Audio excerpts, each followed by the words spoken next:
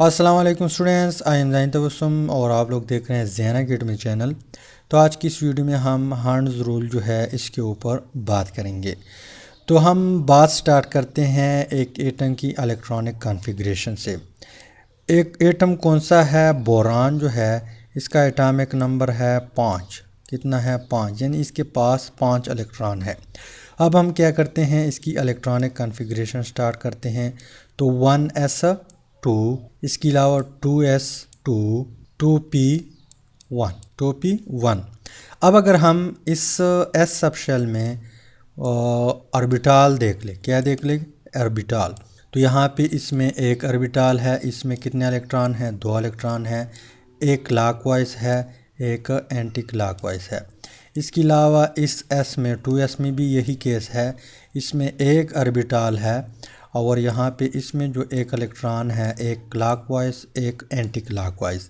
इसके अलावा p जो है, p इसमें 3 ऑर्बिटल है। कितने? 3 ऑर्बिटल है। और इस ऑर्बिटल को हम डीजनरेट ऑर्बिटल कहते हैं।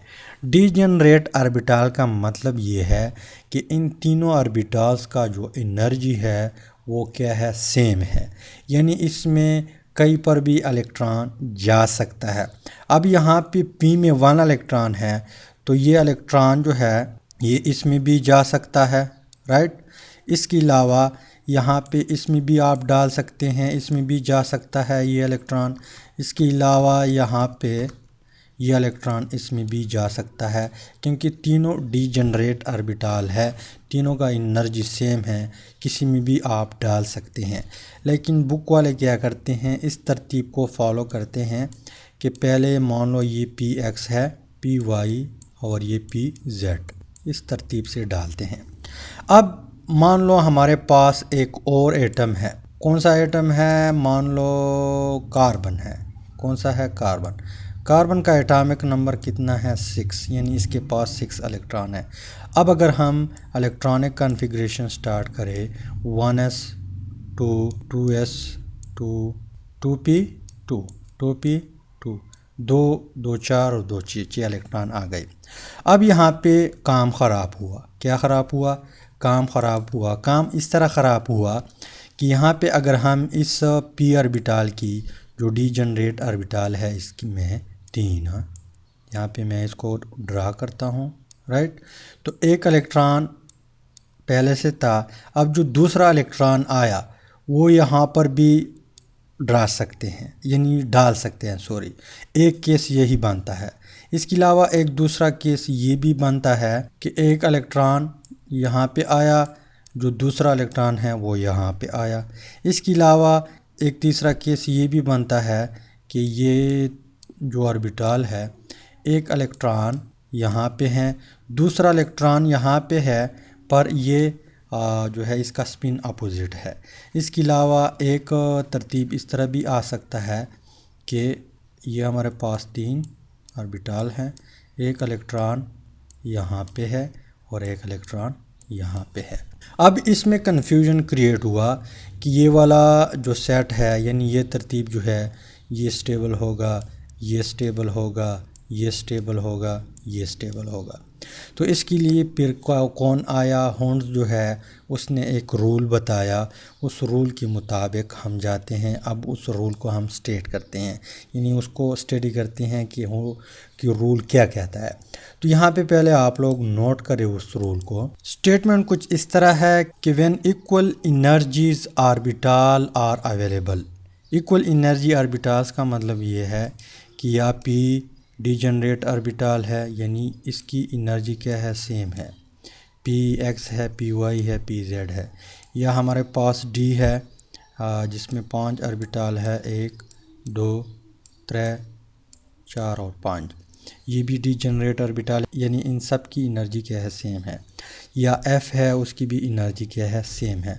अगर इस तरह ऑर्बिटल अवेलेबल हो, then electron will be arranged in these orbit in such a way so as to give maximum number of unpair। यानी जब तक इलेक्ट्रॉन अनपेयर आ सकते हैं तब आप लोगों ने क्या करना है? उसको अनपेयर फिल करना है, अनपेयर डालना है।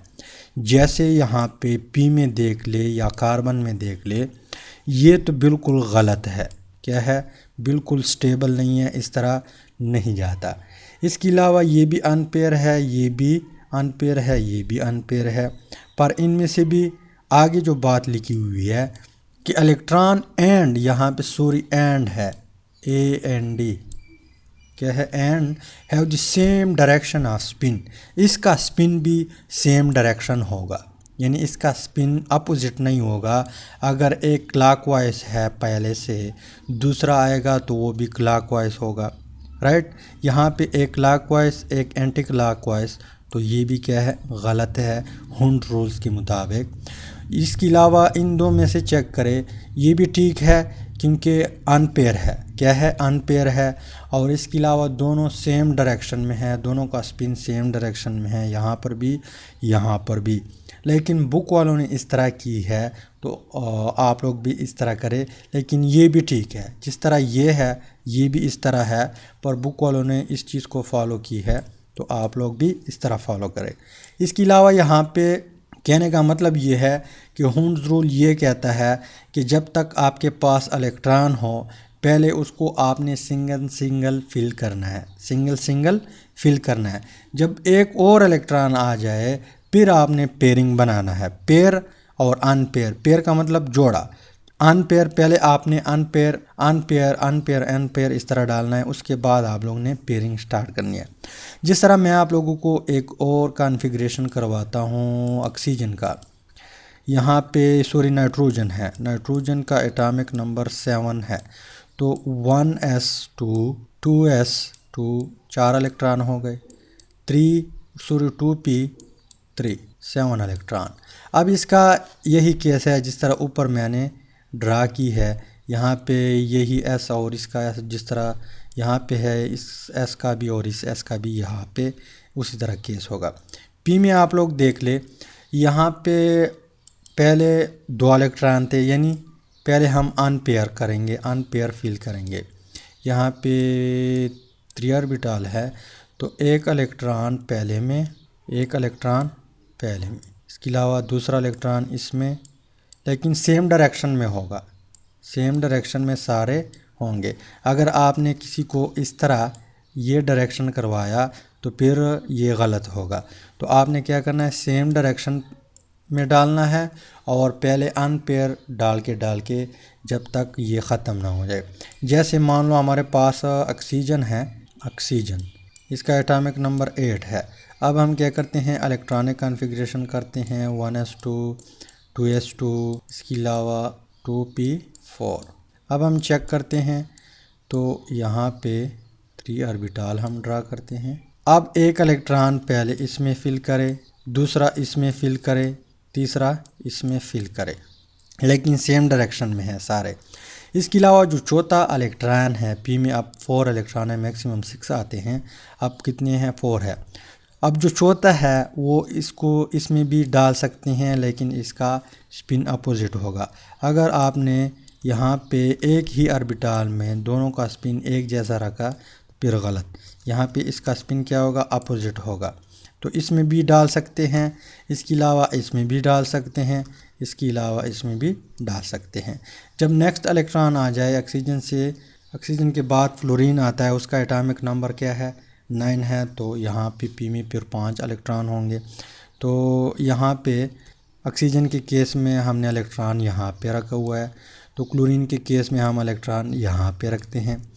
फिर बाद में पेयरिंग स्टार्ट करनी है, पहले आपने अनपेयर रख के बाद में पेयरिंग स्टार्ट करनी है। तो ये कहता है हुंड्स रूल। उम्मीद करता हूँ वीडियो की समझ आई होगी।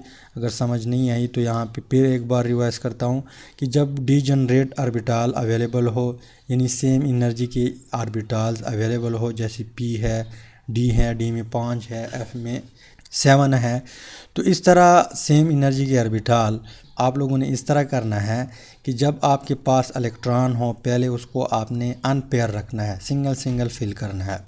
इसके बाद यहाँ पे उसका जो स्पिन होगा वो भी सेम डायरेक्शन में होगा, यानी एक इलेक्ट्रॉन इस ऑर्बिटल में, दूसरा इलेक्ट्रॉन इस ऑर्बिटल में, इन दोनों ये दोनों अलग अलग ऑर्बिटल है, इसका स्पिन सेम रखेंगे, यानी सेम डायरेक्शन होगा। अगर आप लोगों ने स्पिन जो है उल्टा एक क्लॉक किया दूसरा एंटी क्लॉक किया फिर गलत होगा। लेकिन अगर एक ऑर्बिटल में दोनों इलेक्ट्रॉन आपने सेम डायरेक्शन में डाल दिए फिर भी गलत होगा। एक ऑर्बिटल में जो दो इलेक्ट्रॉन होते हैं उसका स्पिन आप अपोजिट रखेंगे। डिफरेंट ऑर्बिटल है फिर आप लोगों ने स्पिन एक जैसा रखना है, पहले सिंगल सिंगल और बाद में फिर पेयरिंग स्टार्ट करनी है। तो ये क्या कहता है, हुंड रूल कहता है, इसको आप लोगों ने फॉलो करना है। और इन तीनों रूल जो है या जो प्रिंसिपल है, पॉली एक्सक्लूजन प्रिंसिपल है, इसके अलावा अवा प्रिंसिपल है, हंड्स रूल है, इनको फॉलो करते हुए आप किसी भी एटम की या पीरियोडिक टेबल में जितने भी एटम प्रेजेंट हैं उन सब की इलेक्ट्रॉनिक कॉन्फ़िगरेशन कर सकते हैं। इंशाल्लाह नेक्स्ट वीडियो में हम इलेक्ट्रॉनिक कॉन्फ़िगरेशन करेंगे जो एटम दी हुए बुक में उन सब की इलेक्ट्रॉनिक कॉन्फ़िगरेशन स्टार्ट करेंगे और तमाम रूल जो है यानी ये जो तीनों प्रिंसिपल है उसको फॉलो करते हुए। उम्मीद करता हूँ वीडियो की समझ आई होगी और फाइनली थैंक्स फॉर वॉचिंग।